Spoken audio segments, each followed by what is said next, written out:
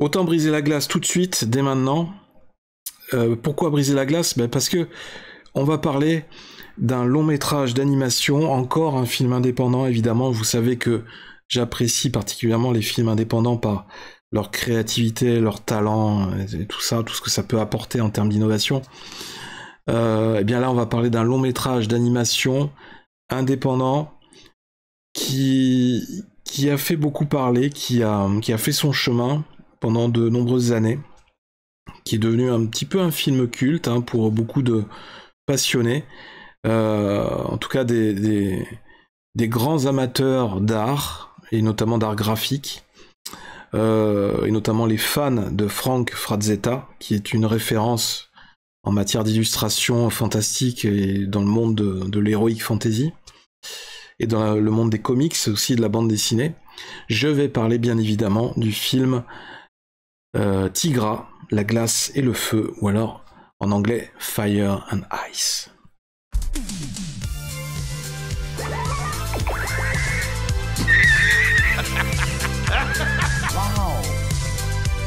C'est toute l'histoire de ma vie. Plus besoin de coquillage. On parlera en présence de ton avocat. Toc toc. Vous savez que vous avez un problème de comportement. Ah! S'il peut saigner, on peut le tuer.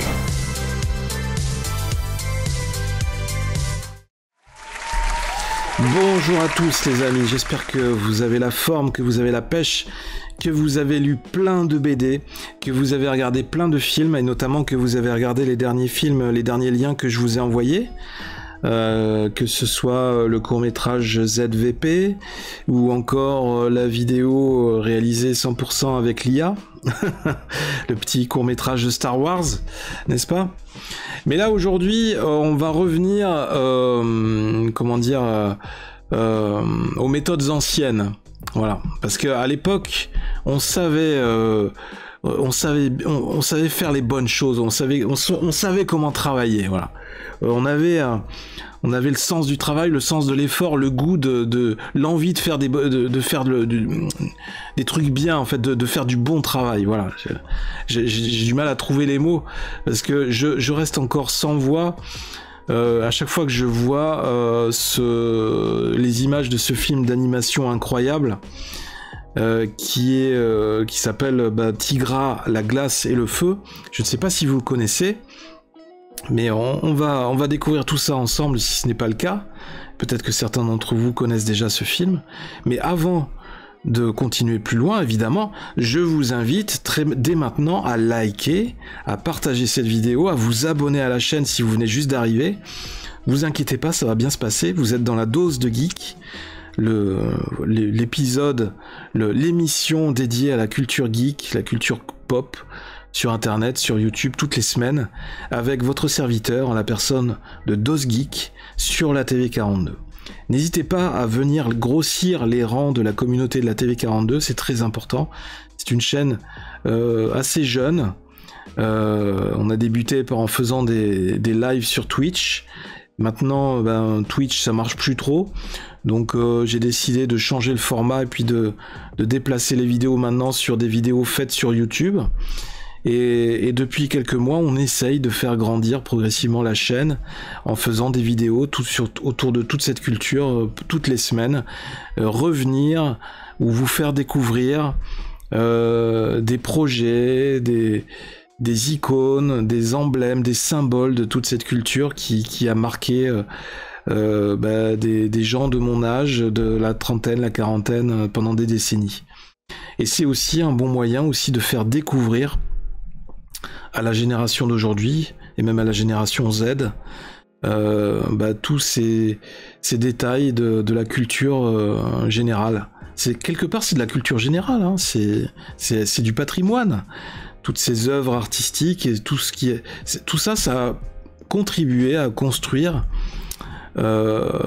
certaines valeurs de la société d'aujourd'hui, certaines références, parce que la société d'aujourd'hui qui vit beaucoup sur les réseaux sociaux, fonctionne beaucoup par référence, par mème, et souvent je vois sur les réseaux sociaux des jeunes partager des mèmes ou des références ou des images pensant faire de l'humour ou pour rebondir sur certaines choses, mais en fait, ils ne connaissent même pas l'origine de l'image qu'ils partagent.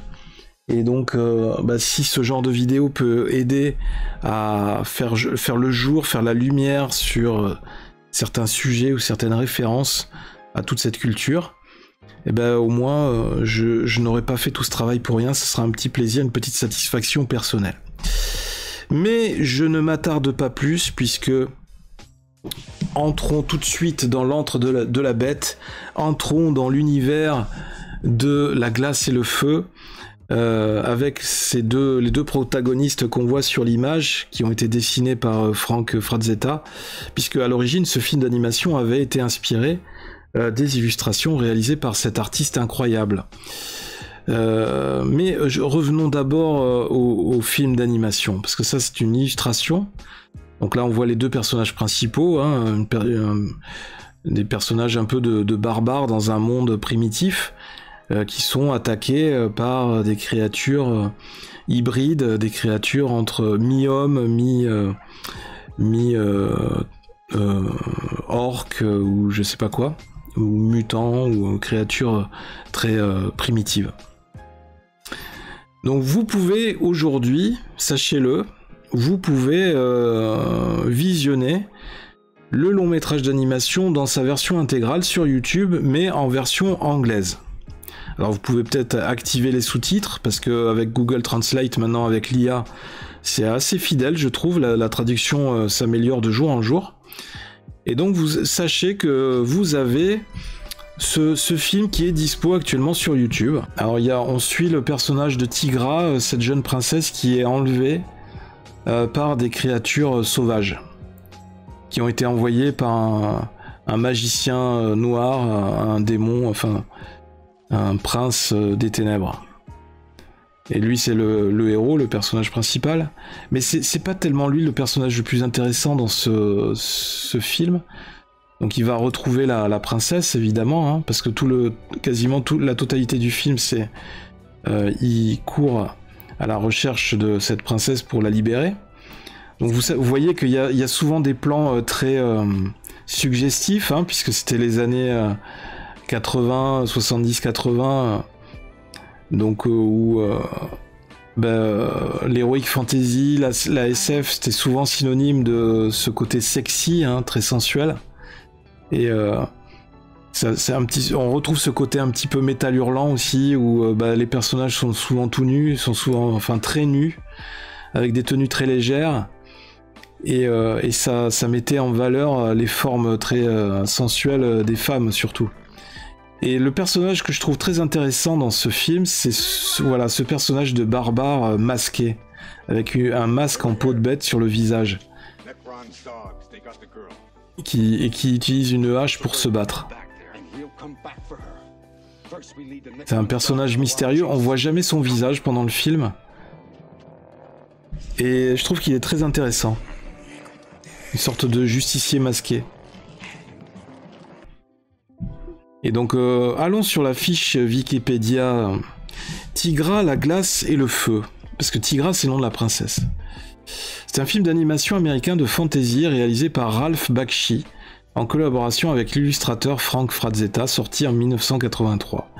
Il utilise la technique de la rotoscopie. Vous savez, cette technique qui consiste à relever image par image les contours d'une figure filmée en prise de vue réelle pour en transcrire la forme et les actions dans un film d'animation. Ce procédé permet de reproduire avec réalisme la dynamique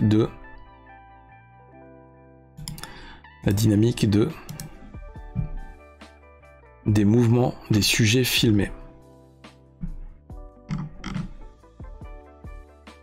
Quelques films ayant eu recours à la rotoscopie. Ah oui, Superman, la série Superman, la vieille série Superman des studios Fleischer.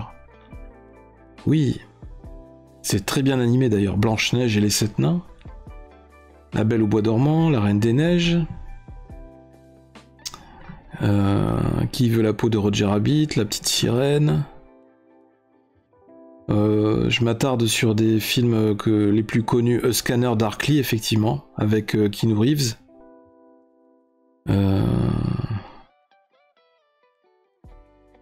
Et les autres, je connais pas bien. Aladdin, Pocahontas, oui, effectivement, Pocahontas.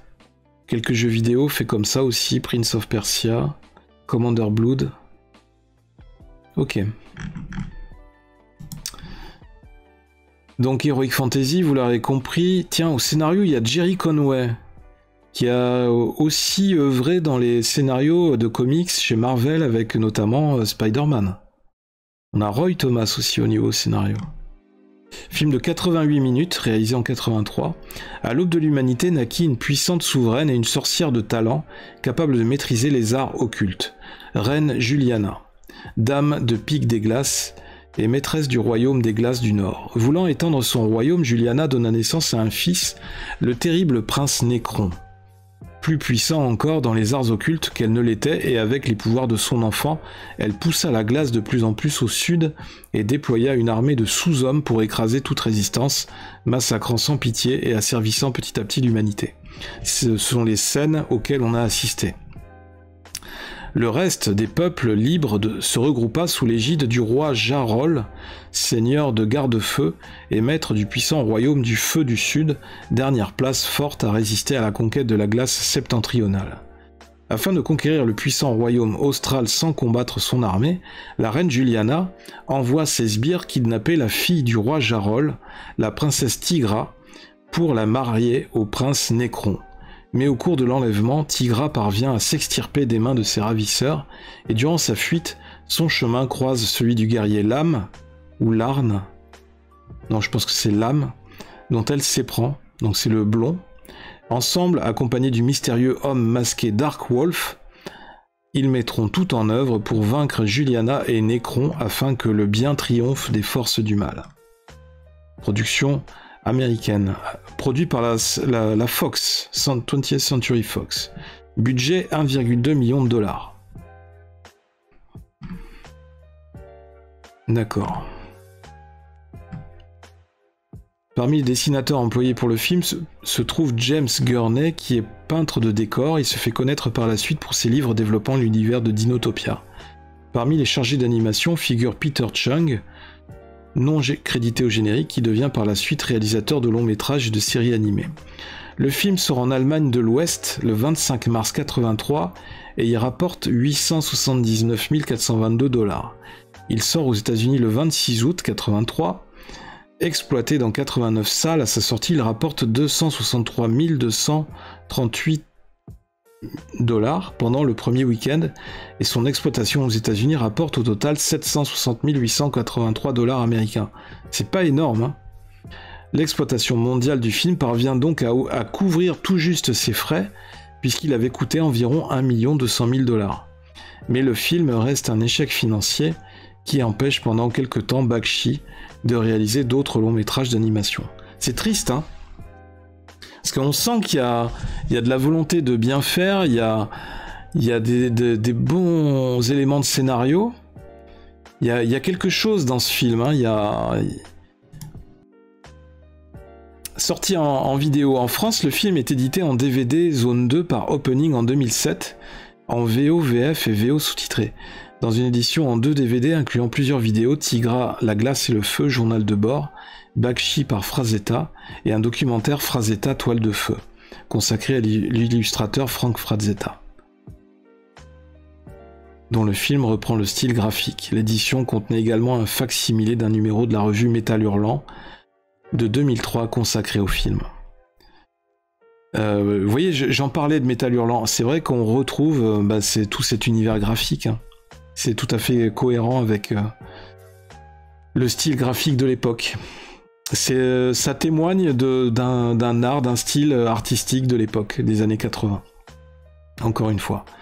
Je me demande si on arrive encore à trouver des DVD de ce film. Parce que moi, j'ai jamais mis la main dessus. Les seules images que j'ai pu voir, c'est ces séquences animées sur YouTube jusqu'à maintenant.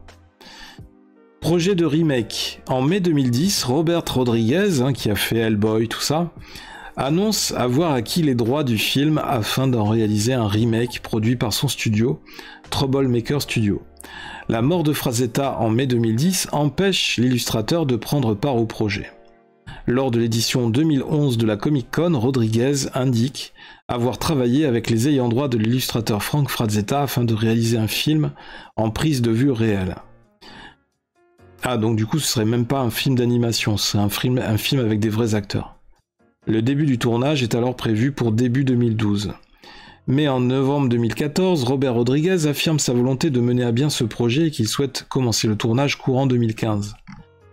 Mais bon, aujourd'hui on est en 2023 et vous, tout comme moi, on n'a toujours pas entendu parler d'un long métrage avec des acteurs de Tigra, la glace et le feu. Malheureusement. Donc je pense que c'est un projet qui est toujours à l'état de projet sur le papier. Donc là, on va faire un petit détour par le site Sens Critique, parce que j'aime bien lire souvent. Il y a souvent des critiques très éclairées des films sur ce site. Lors d'une ère glaciaire, Nécron, le démon maître des glaces, enlève Tigra, la fille du roi Jarol, gardien du feu. Mais il ne se doute pas qu'il devra au passage affronter le jeune guerrier, l'âme, tombé amoureux de la princesse. Mais je veux juste vérifier, c'est bien l'âme ou c'est l'arme? Ah putain, c'est l'arne. Depuis le début, je dis l'âme, mais en fait, c'est l'arne. Excusez-moi pour cette petite erreur. Et donc, j'avais noté... Bande-annonce, tiens. C'est même de la dark fantasy, je crois. Je crois qu'on peut dire ça.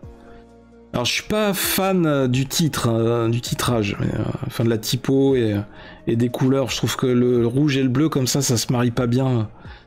Ils auraient dû faire un truc plutôt rouge et blanc ou... Parce que là ça fait un peu Vive la France, ça fait bleu, blanc, rouge. Mais bon. Alors j'avais relevé une critique qui était très rigolote et très intéressante. Fait chier, le jeune premier ressemble à Rahan. Et il y en a un autre, il avait dit quel cul. Il faut le dire, le genre de la dark fantasy est largement sous-représenté dans le cinéma, pourtant il s'agit d'un genre avec un imaginaire assez riche pour faire quelque chose d'intéressant. J'en suis sûr, c'est alors que je suis tombé sur ce film de Bakshi, le malheureux réalisateur du film d'animation du Seigneur des Anneaux. Ah, c'est lui qui avait fait ça aussi. Et c'est avec entrain que je me suis lancé dans l'expérience, sans être vraiment déçu, car je n'en attendais pas particulièrement grand-chose. Je ne peux pas dire que j'ai été spécialement surpris, et c'est essentiellement dû à une histoire qui peine à raconter quelque chose d'un tant soit peu intéressant. Il s'agit encore d'une énième fable du bien contre le mal, en soi ça me dérange pas tant que ça si le film prend le temps de développer son univers. Alors les péripéties, tout ça, personnage masculin mémorable,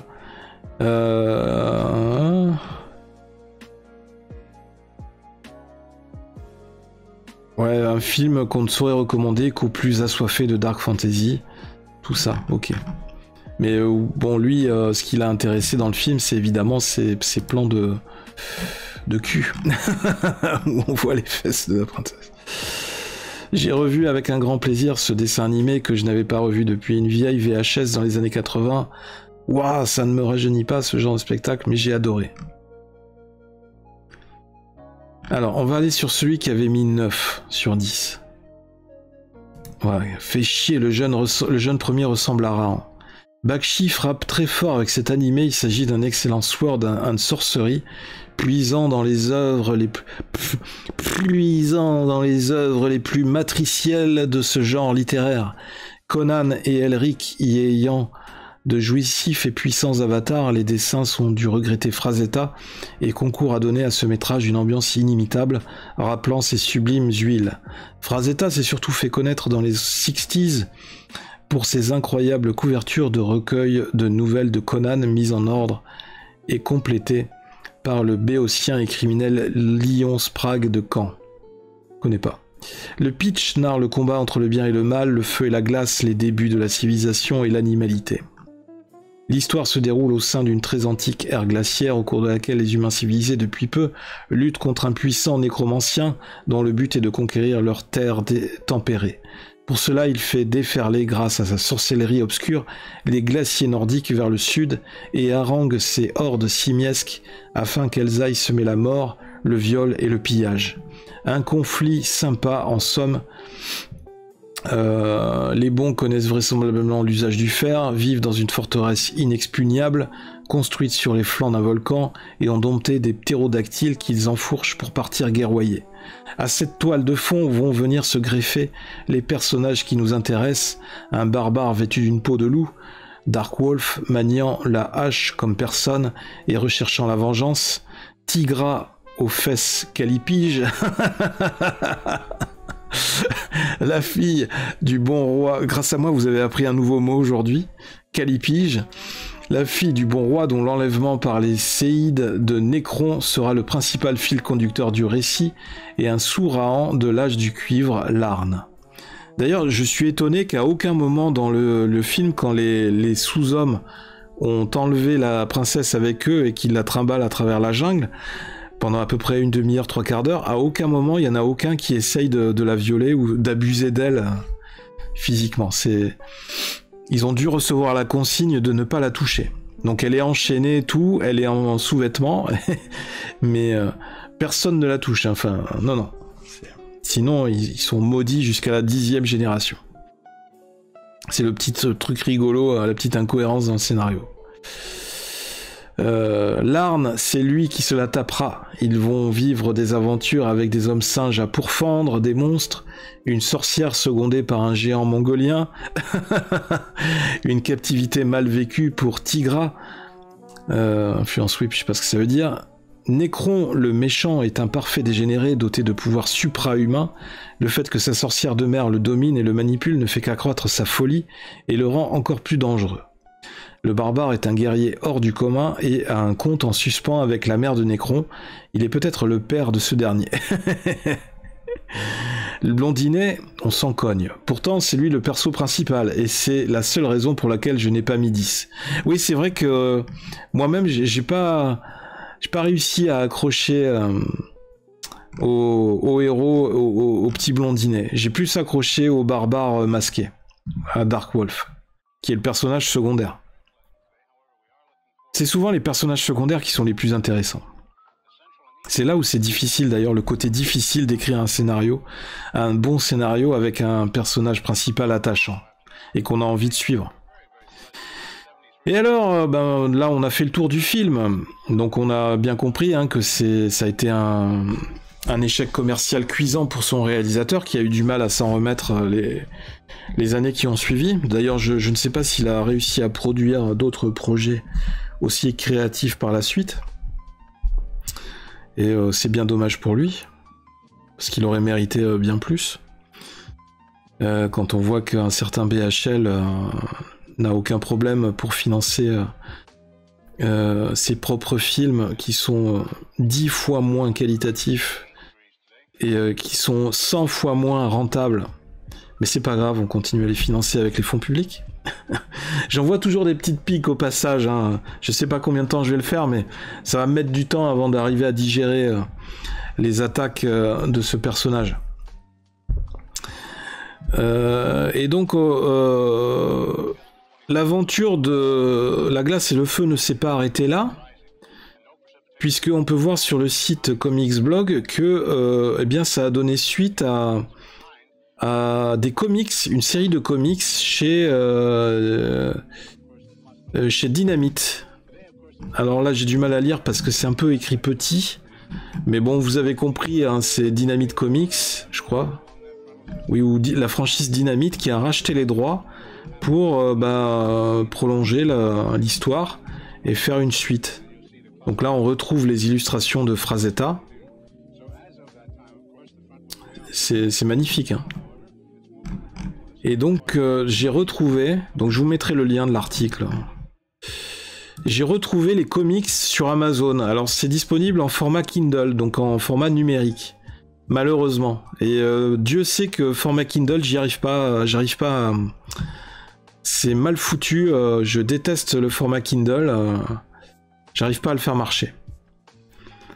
C'est dommage que ce soit pas dispo en version imprimée ou je sais pas quoi. Donc là, on a le comics, le premier numéro, version anglaise. Donc on peut lire l'échantillon. Je suis pas fan de la couverture. Alors, je m'en fous des astuces pour lire le format Kindle. Je vais regarder l'échantillon. Donc voilà, je disais, je suis pas fan de la couverture avec ces tons roses, tout ça là. Pourtant, l'illustration, les personnages sont bien foutus. Mais la tonalité rose, un petit peu à vomir. Et encore une fois, le titre, les couleurs du titre, ça ne me convient pas. Je trouve que c'est trop... ça fait un peu trop lourd et les couleurs ne sont pas cohérentes. C'est un petit peu trop kitsch. C'est pas forcément le meilleur choix de couleurs qu'ils aient pu faire. Ils n'ont pas forcément été bien inspirés dans les couleurs du titre, je trouve. C'est mon avis. Est-ce qu'on peut avoir des images des pages suivantes? Voilà. Donc là, c'est en noir et blanc. Ensuite, voilà la suite. Alors ça, on commence encore une fois par le récit. Les illustrations, faut pas se fier aux premières illustrations, hein, c'est juste un récit. Là, évidemment, je ne peux pas zoomer, mais je peux vous garantir, pour avoir regardé tout ça auparavant, c'est quand même assez bien dessiné. Hein. On sent qu'ils ont essayé de rester fidèles à l'esprit de Frazetta. Et ça reprend l'histoire du film. Mais malheureusement, c'est en anglais. Maintenant, il faut imaginer, avec ChatGPT, on pourrait peut-être arriver à faire une traduction assez fidèle en français. C'est bien dessiné, hein. Il y a les planches à l'intérieur, là, pour le coup, les couleurs sont correctes. C'est assez bien colorisé. Je trouve que c'est en contraste avec la couverture. Et il y a eu des évaluations. 2,42 € en format Kindle, c'est vraiment pas cher. Mais vous croyez pas qu'ils auraient pu faire une édition papier, quoi, putain. Alors ensuite, qu'est-ce qu'il y avait d'autre, les numéros suivants. Donc ça, c'était le numéro 1.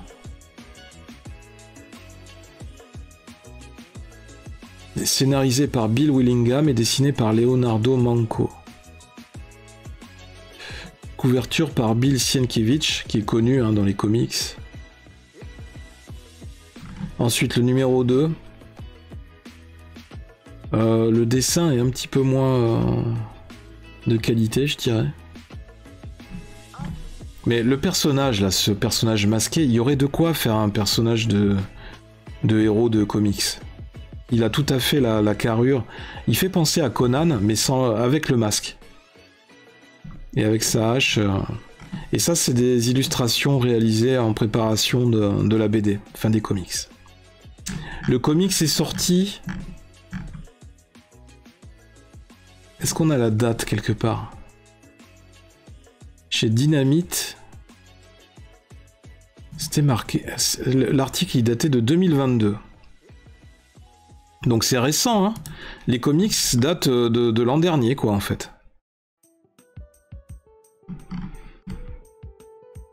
Donc là, les illustrations, la princesse, Dark Wolf, une autre planche avec des Amazones qui chassent dans la jungle. C'est joli, hein. Une couverture variante. Alors c'est sûr que c'est le genre de personnage, c'est facile à dessiner parce que au niveau des costumes, c'est assez léger. Hein.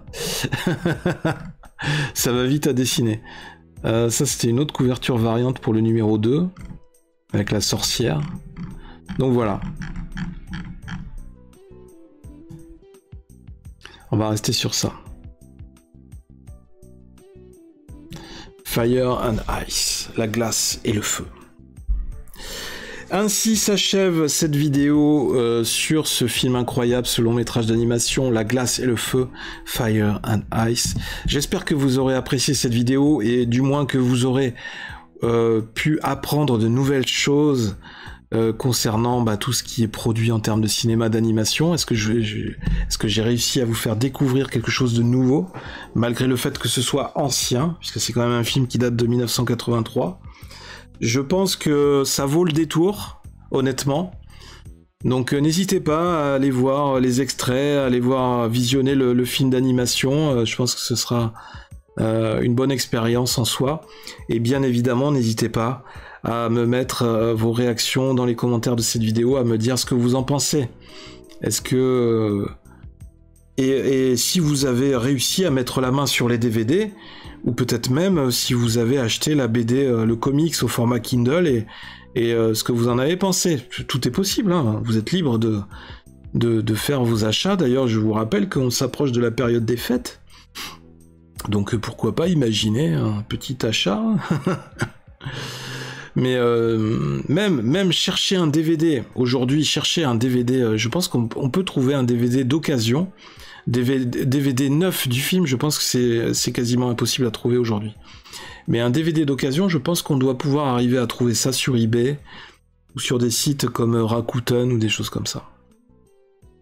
Bon, voilà.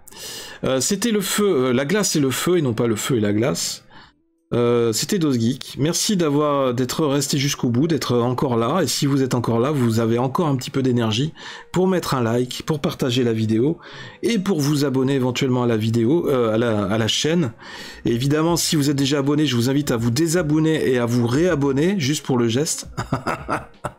Et pour agrandir perpétuellement la grande famille de la TV42. Merci à tous, merci pour votre soutien, merci pour vos commentaires, merci pour vos likes, encore une fois, pour vos gentils commentaires, parce qu'il y a quand même des gens qui me laissent des commentaires assez gentils, et des encouragements, donc ça c'est cool. Merci pour être aussi passionné, pour vous intéresser à ces vidéos sur la TV42. C'était DosGeek sur la TV42. En attendant la prochaine vidéo, bien évidemment, laissez parler le geek qui est en vous, laissez-le s'exprimer, laissez-le sortir. Ne réprimez pas le geek qui est en vous. Lisez des BD, lisez des comics, lisez des livres, allez au cinéma. Et on se retrouve très bientôt sur la TV42 pour un nouveau sujet incroyable. À très bientôt. Bise, bye bye.